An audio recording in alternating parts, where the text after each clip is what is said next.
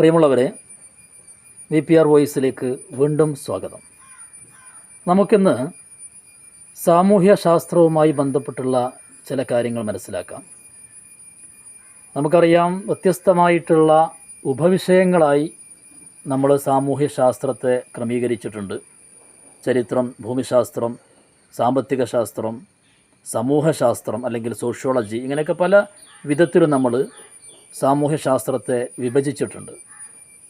അപ്പോൾ ഇതിൽ സമൂഹശാസ്ത്രവുമായി ബന്ധപ്പെട്ട് വരുന്ന ഒരു കാര്യമാണ് ഞാൻ നിങ്ങളുമായിട്ട് പങ്കുവെക്കുന്നത്. അപ്പോൾ നമുക്കറിയാം, സമൂഹശാസ്ത്രം എന്ന് പറഞ്ഞാൽ തന്നെ അത് ഈ സമൂഹത്തിലുള്ള കാര്യങ്ങളെ വളരെ ശാസ്ത്രീയമായും വ്യവസ്ഥാപിതമായും ചർച്ച ചെയ്യപ്പെടുന്ന ഒരു ശാസ്ത്രശാഖയാണ്. ഒരു സാമൂഹ്യ ശാസ്ത്രത്തിൻ്റെ ശാഖയായി നമുക്ക് സോഷ്യോളജിയെ വിളിക്കാമെന്നുള്ളതാണ്. അപ്പോൾ അതിൽ വളരെ പ്രധാനപ്പെട്ട ഒരു ഏരിയയാണ് സമൂഹവൽക്കരണം എന്ന് പറയുന്ന സംഗതി, സോഷ്യലൈസേഷൻ. യഥാർത്ഥത്തിൽ എന്താണ് സമൂഹവൽക്കരണം എന്ന് പറഞ്ഞാൽ? സമൂഹവൽക്കരണം എന്ന് പറഞ്ഞാൽ അത് ഒരു പ്രക്രിയയെ നമ്മൾ വിളിക്കുന്ന പേരാണ്. അതായത് ഒരു വ്യക്തി ഈ സമൂഹത്തിൽ എങ്ങനെയാണോ ജീവിക്കേണ്ടത് എന്നുള്ള കൃത്യമായ ഗൈഡ് ലൈൻസ് അല്ലെങ്കിൽ ജീവിത പാഠങ്ങൾ തൻ്റെ ജീവിതാനുഭവങ്ങളിലൂടെ വ്യത്യസ്തമായ ഘട്ടങ്ങളിലൂടെ പഠിച്ചെടുക്കുന്ന ആ പ്രോസസ്സിന് അല്ലെങ്കിൽ ആ പ്രക്രിയക്ക് പറയുന്ന പേരാണ് സോഷ്യലൈസേഷൻ, സമൂഹവൽക്കരണം എന്ന് പറയുന്നത്. അപ്പോൾ ഈ സമൂഹവൽക്കരണം നടക്കാൻ പ്രേരകമാകുന്ന അല്ലെങ്കിൽ കാരണമാകുന്ന ചില ഏജൻസികളുണ്ട്. അതാണ് ഏജൻസീസ് ഓഫ് സോഷ്യലൈസേഷൻ എന്ന് നമ്മൾ വിളിക്കുന്ന ഇതിൻ്റെ ഏജൻസികൾ. അപ്പോൾ അതാണ് നമുക്ക് ഇന്നത്തെ ഈ ചെറിയ വീഡിയോയിൽ മനസ്സിലാക്കേണ്ടത്. എന്തൊക്കെയാണ് സമൂഹവൽക്കരണത്തെ സഹായിക്കുന്ന ഏജൻസികൾ ഏതൊക്കെയാണ് എന്നുള്ളതാണ്. അപ്പോൾ അതിൽ ഒന്നാമതായിട്ട് നമുക്ക് പറയാനുള്ളത് കുടുംബമാണ്, ഫാമിലിയാണ്.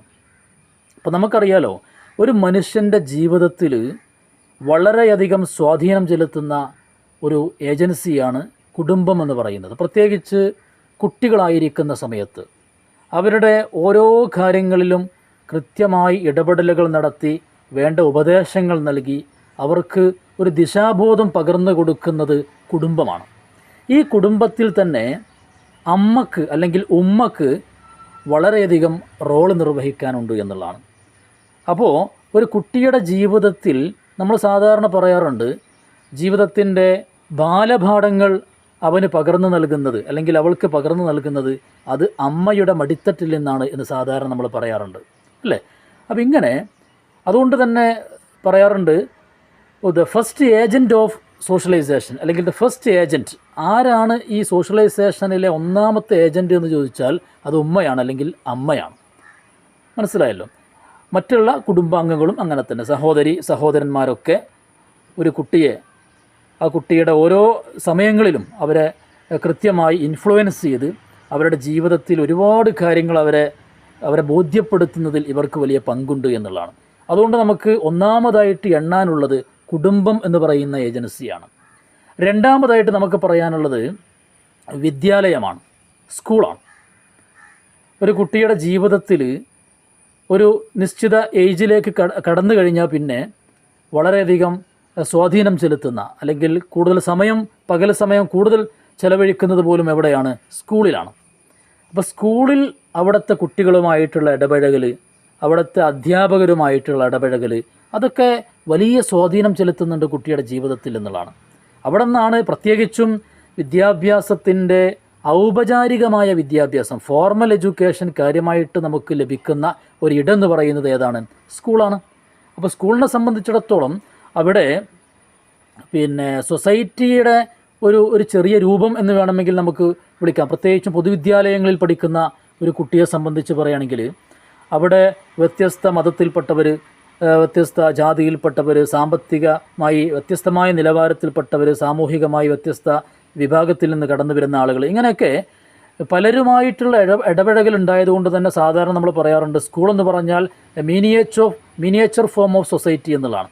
അതായത് സമൂഹത്തിൻ്റെ ഒരു ചെറിയ രൂപം എന്ന രൂപത്തിൽ വേണമെങ്കിൽ നമുക്കൊരു സ്കൂളിനെ വിളിക്കാമെന്നുള്ളതാണ്. അപ്പോൾ ചുരുക്കി പറഞ്ഞാൽ സ്കൂളിലുള്ള ഇൻ്ററാക്ഷൻ ഒരു കുട്ടിയുടെ സമൂഹവൽക്കരണ പ്രക്രിയയിൽ വളരെയധികം സ്വാധീനം ചെലുത്തുന്നുണ്ട് എന്നുള്ളതാണ്. അപ്പോൾ രണ്ടാമത്തെ ഏജൻസിയായി നമുക്ക് സ്കൂളിനെ എണ്ണാം. മൂന്നാമതായിട്ട് നമുക്ക് പറയാനുള്ളത് ഏതാണ്, പിന്നെ പിയർ ഗ്രൂപ്പാണ്, അല്ലെങ്കിൽ ഫ്രണ്ട്സ് സർക്കിളാണ്. കുട്ടികളെ സംബന്ധിച്ചിടത്തോളം അവരുടെ സമപ്രായക്കാരായ കുട്ടികൾ അവരെ വലിയ രീതിയിൽ സ്വാധീനിക്കുന്നുണ്ട്. പ്രത്യേകിച്ച് അഡോളസെൻ്റ് പീരീഡിലേക്കൊക്കെ കടക്കുമ്പോൾ, കൗമാരപ്രായത്തിലേക്ക് കടക്കുമ്പോൾ സ്വന്തം മാതാപിതാക്കളെക്കാൾ കൂടുതൽ പലപ്പോഴും ചില കാര്യങ്ങൾ പറഞ്ഞാൽ എഫക്റ്റ് ചെയ്യൽ അവരുമായിട്ടുള്ള ഇടപഴകലിലൂടെയാണ്, സ്വന്തം സുഹൃത്തുക്കളുമായിട്ടുള്ള ഇടപഴകലിലൂടെ, അവരുമായിട്ടുള്ള ചില പങ്കുവെക്കലുകളിലൂടെയാണ് ചില കാര്യങ്ങൾ വളരെ എഫക്റ്റീവായിട്ട് എത്തിക്കാൻ സാധിക്കുള്ളൂ. അപ്പോൾ അത്രയധികം പിയർ ഗ്രൂപ്പ് അല്ലെങ്കിൽ സമപ്രായക്കാരായ അംഗങ്ങൾ അവരെ സ്വാധീനിക്കുന്നുണ്ട് എന്നർത്ഥം. ജീവിതത്തിൽ വലിയ സ്വാധീനം ഇവർ ചെലുത്തുന്നുണ്ട്. അപ്പോൾ മൂന്നാമതായിട്ട് നമുക്ക് എണ്ണാവുന്ന ഒന്ന് പിയർ ഗ്രൂപ്പാണ്, അല്ലെങ്കിൽ ഫ്രണ്ട്സാണ്. ഓക്കെ.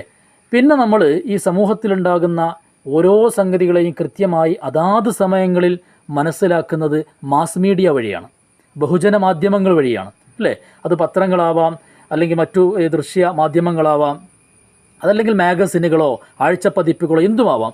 അപ്പം ഇങ്ങനെ വ്യത്യസ്തമായിട്ടുള്ള ഈ ബഹുജന മാധ്യമങ്ങളിലൂടെ ഒരാൾക്ക് എന്താണ് സമൂഹത്തിൻ്റെ നാഡീമിടിപ്പുകൾ എന്ന് കൃത്യമായി മനസ്സിലാക്കുവാനും അതിലൂടെ സമൂഹത്തെക്കുറിച്ച് ഒരു തിരിച്ചറിവുണ്ടാകാനും അതിനനുസരിച്ച് ജീവിക്കാനും സാധിക്കുന്നു എന്ന് പറയുമ്പോൾ അത് സമൂഹവൽക്കരണത്തെ സഹായിക്കുകയാണ്. അപ്പോൾ അങ്ങനെ നാലാമത്തെ ഏജൻസിയായിട്ട് നമുക്ക് ഏതിനെ വിളിക്കാം? മാസ് മീഡിയയെ വിളിക്കാം എന്നുള്ളതാണ്.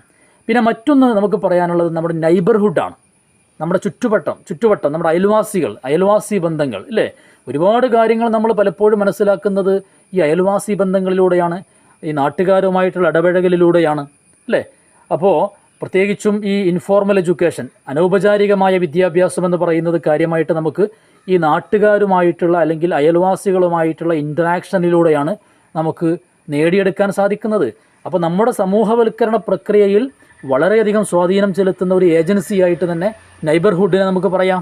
ഓക്കെ. അവസാനമായിട്ട് ഏറ്റവും പ്രധാനപ്പെട്ട ഏജൻസികൾ മാത്രമേ നമ്മൾ ഈ ഒരു ചെറിയ വീഡിയോയിൽ ചർച്ച ചെയ്യുന്നുള്ളൂ. അവസാനമായിട്ട് പറയാനുള്ളത് ഏതാണ്? തൊഴിലിടങ്ങളാണ്. ഒരു വ്യക്തിയെ സംബന്ധിച്ചിടത്തോളം അദ്ദേഹം ജോലി ചെയ്യുന്ന സ്ഥലങ്ങൾ, അവിടുത്തെ ആളുകളുമായിട്ടുള്ള ഇടപഴകലുകൾ, അവരുമായിട്ട് എന്തെല്ലാം തരത്തിലുള്ള ഇടപെടലുകൾ നമ്മൾ നടത്തുന്നുണ്ടോ അത് നമ്മുടെ ജീവിതത്തെ സ്വാധീനിക്കുമെന്നുള്ളതാണ്. മനസ്സിലായല്ലോ? അപ്പോൾ തൊഴിലിടങ്ങളിൽ നിന്നുണ്ടാകുന്ന അനുഭവങ്ങളും അവിടെ നിന്നുണ്ടാകുന്ന ഇടപെടലുകളും നമ്മളെ സമൂഹത്തെക്കുറിച്ച് വ്യക്തമായ ഒരു ബോധമുണ്ടാക്കാൻ നമ്മളെ സഹായിക്കുന്നുണ്ട്, അല്ലെങ്കിൽ നമ്മളെ പ്രേരിപ്പിക്കുന്നുണ്ട് എന്നുള്ളതാണ് മനസ്സിലാക്കേണ്ടത്. അപ്പോൾ ഇങ്ങനെയുള്ള വർക്ക് പ്ലേസുകൾ എന്താണ്? സാമൂഹീകരണത്തിൻ്റെ പ്രധാനപ്പെട്ട ഒരു ഏജൻസിയായിട്ട് വിളിക്കുന്നുണ്ട്.